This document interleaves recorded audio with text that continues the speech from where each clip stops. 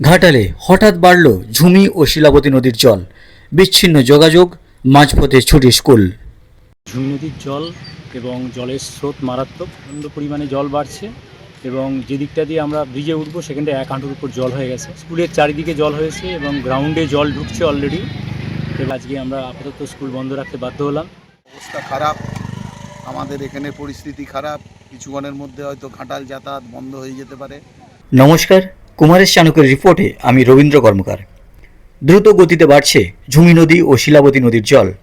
ইতিমধ্যে নিচু এলাকাগুলিতে ঢুকতে শুরু করেছে বন্যার জল, আর এই জল বাড়ার ফলেই বন্ধ ঝুমি নদীর উপর সম্পূর্ণভাবে খেয়া পারাপার।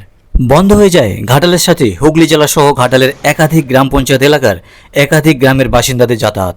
কারণ ঝুমি নদীর উপর দিয়ে বয়ে যাওয়া তীব্র স্রোত ও পানার চাপে সম্পূর্ণরূপে বন্ধ নৌকো খেয়া পারাপার। স্থায়ী কংক্রিটের সেতুটিও চালু না হওয়ায় বন্ধ যোগাযোগ ব্যবস্থা।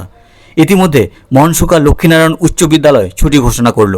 আজ 19শে আগস্ট বুধবার প্রশাসনের পক্ষ থেকে বন্যা পরিস্থিতির দিকে নজরদারি শুরু হয়েছে।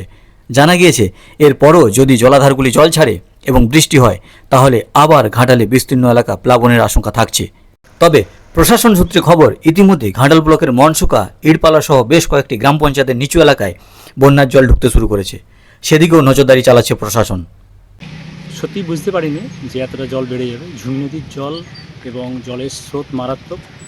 আমরা নদী পেরিয়েছি এবং ব্রিজ দিয়েই পেরিয়েছি, তখন ব্রিজের ওপাশটাতে কোনো জলও ছিল না।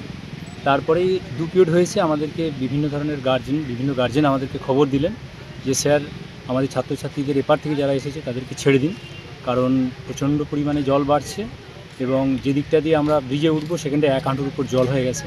আমি সঙ্গে সঙ্গে পরিস্থিতি খতিয়ে দেখলাম আমাদের স্কুলের চারিদিকে জল হয়েছে এবং গ্রাউন্ডে জল ঢুকছে অলরেডি। এবং খবর নিয়ে দেখলাম যে সত্যিকারেরই এখানে প্রচণ্ড জল বেড়ে গেছে, আর পেরোনো যাবে না। সেই কারণে আমরা আজকে ছাত্রছাত্রী, বিশেষ করে যাদের এপারে বাড়ি, তাদেরকে সঙ্গে সঙ্গে ছেড়ে দিয়েছি এবং গার্জেনদেরকেও আমরা জানিয়ে দিয়েছি যে আজকে আমরা আপাতত স্কুল বন্ধ রাখতে বাধ্য হলাম। এখানে এই দিক থেকে প্রচুর পরিমাণে শিক্ষক, শিক্ষিকা, শিক্ষাকর্মী তারাও এই দিক থেকে যাতায়াত করেন। সেইভাবেই ছাড়তে বাধ্য হয়েছি। আমরা পরিস্থিতির দিকে নজর রাখছি। যদি দেখা যায় যে আজকে পরিস্থিতি ভালো হচ্ছে ক্রমশ, তাহলে তখন আমাদের কাল থেকে যেমন অ্যাজ ইউজুয়াল স্কুল চলবে।